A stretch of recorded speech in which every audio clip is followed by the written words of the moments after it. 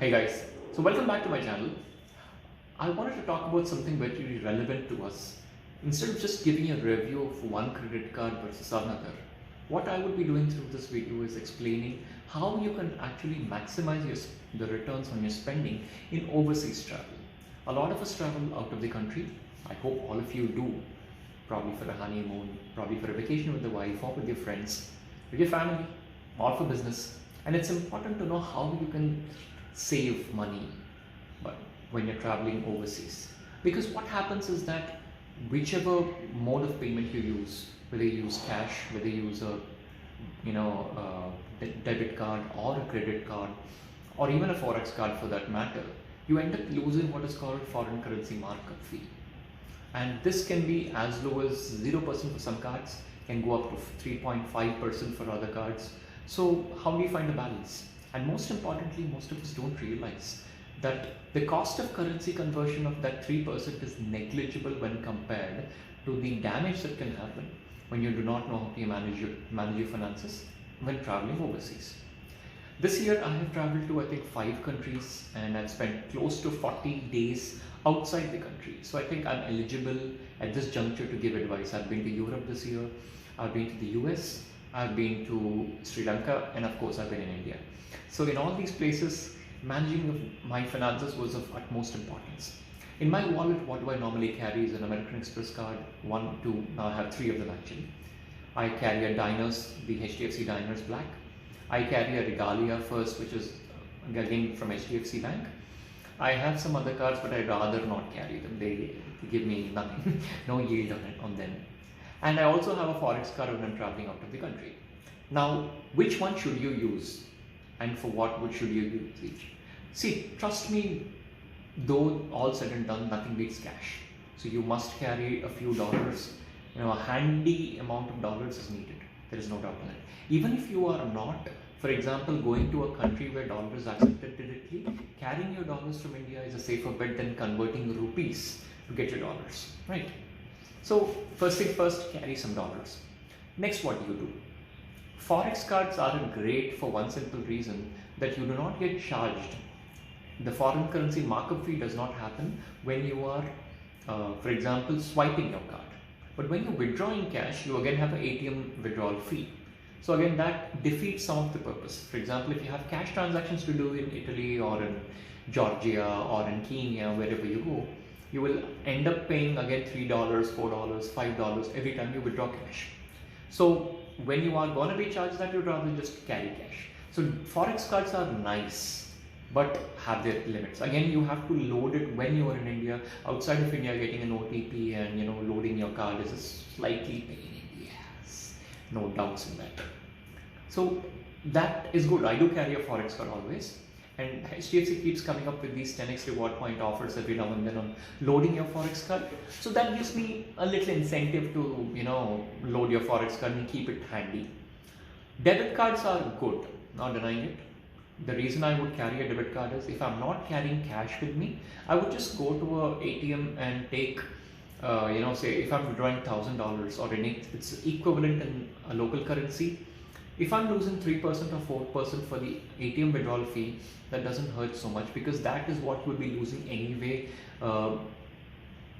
when you're converting your dollars also. So the 3 to 5% is not going to hurt you so much. So carry your debit card also. Have multiple debit cards ideally, because if you're 2 or more people traveling, distribute debit cards between the people that you're traveling with, so that if you lose your wallet, you don't lose all of it. Now this is good. Then comes to the almighty credit card. Which credit card, and should you carry a credit card? Should you carry a credit card when you're traveling overseas? Absolutely, absolutely yes. The reason is very simple, because a credit card not only gives you the edge that you can swipe it and pay later, it gives you that revolving credit of 50 days, up to 50 days rather. You also have purchase protection. In case you swipe your card and you realize that there was a wrong charge on your card. You have for example, you might have agreed for a $10 charge, but you ended up paying $1,000. Now the merchant, in the case of a debit card, you might or might not win that battle, but in the case of a credit card, there is a high chance you can win that battle. Now you can, if you, as long as you can prove that the charge was authorized for only $10 but not the $1,000, it's a good thing to carry. But still, if for example you are going to shady locations like say a night bar, going to a strip club, oops, okay, but any place where you might end up being robbed literally, do not carry your credit card. Just carry some cash with you there and walk out hands free. So that way what happens is you know that you're going to lose that much, and with that you're walking out. If you're going to a casino, please carry your cash. Rather not carry your credit card when you get spiked for $10,000, that you don't want to lose that kind of money that you don't have, right? So apart from those transactions, carrying a credit card is of immense value in when you're traveling overseas. Now, which card should you carry? Ideally, a card which has overseas benefits is what you're looking at. My wallet currently has the, let me show you what I have.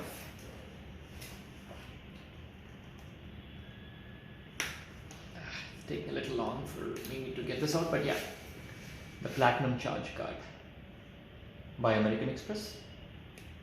Now this card gives me a 3x reward points earning on all international transactions. They don't need to be only when I'm traveling. Any international point of sale, for example, an e-commerce website transaction, loading your PayPal to pay someone, even that works. It gives you 3 times the rewards. Now, what does that translate into? When you're talking of 3x rewards, if I'm spending 100,000, let's say 1 lakh rupees, I should be getting on a regular basis, I should be getting 2.5% on an Amex Platinum Charge Card. But on this on international transaction, I get 7.5%. So I get 7,500 reward points for every 1 lakh that I spend. Now, it is up to me how well I can convert those points into value. For example, if I'm converting it to Marriott, I would have one conversion. If I'm buying something from a catalog of Amazon, American Express, I would get a different redemption value. But the crux is that the earning rate is fixed at 7.5%. So when I was recently to Italy, my first card I would flash would be the American Express Flat Charge. Would not be accepted everywhere because American Express does not have global acceptability because of their very high merchant fees. They can charge anything between 2 to 5% to the merchant. So hence, small merchants do not prefer to accept American Express. So I would not, whenever they don't take it, then I would give them a Diners Black. Even if that is not accepted, then I would give them a Forex card or a Regalia First. The reason I use these 2 cards primarily when I'm traveling overseas, if you have a City Prestige, that works even better.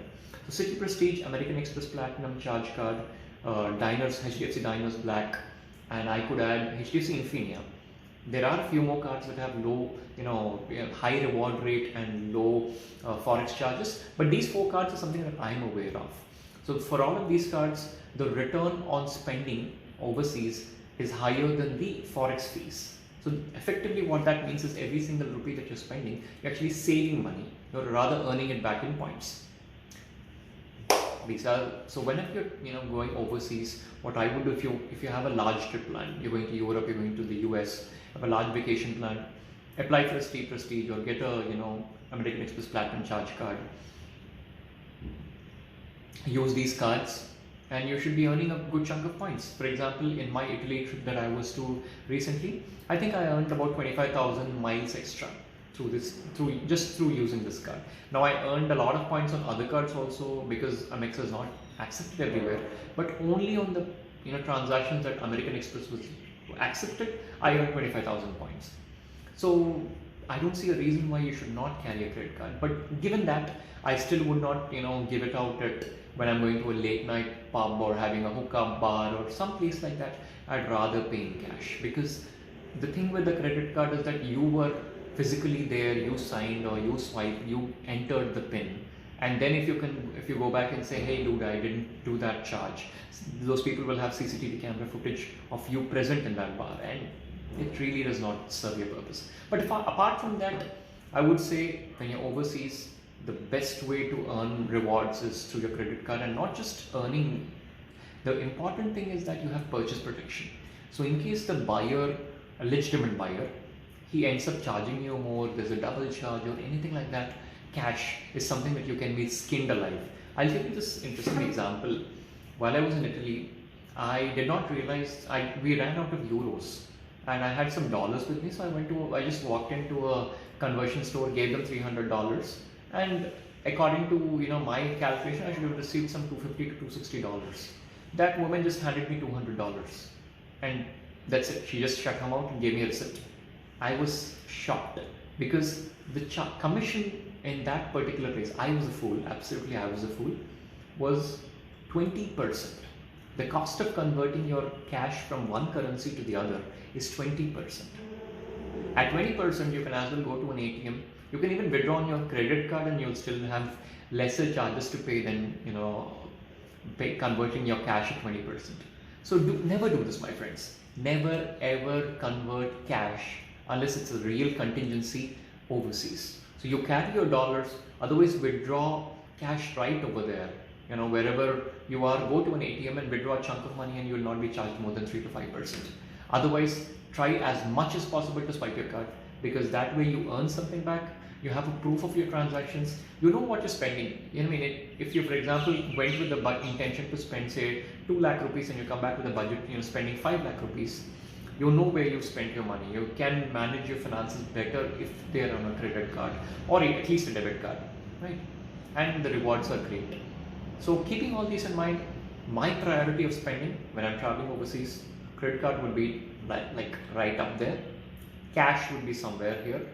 And in the middle, I'll have Forex cards, because Forex cards have that flexibility where I can, when I'm swiping locally, I would be charged in the local currency. I would not be charged in the, in Indian rupees. So that advantage has to be kept in mind. You have to maximize on that. These are some of the tips I wanted to give you guys on overseas travel. Keep this in mind and keep subscribe to my channel.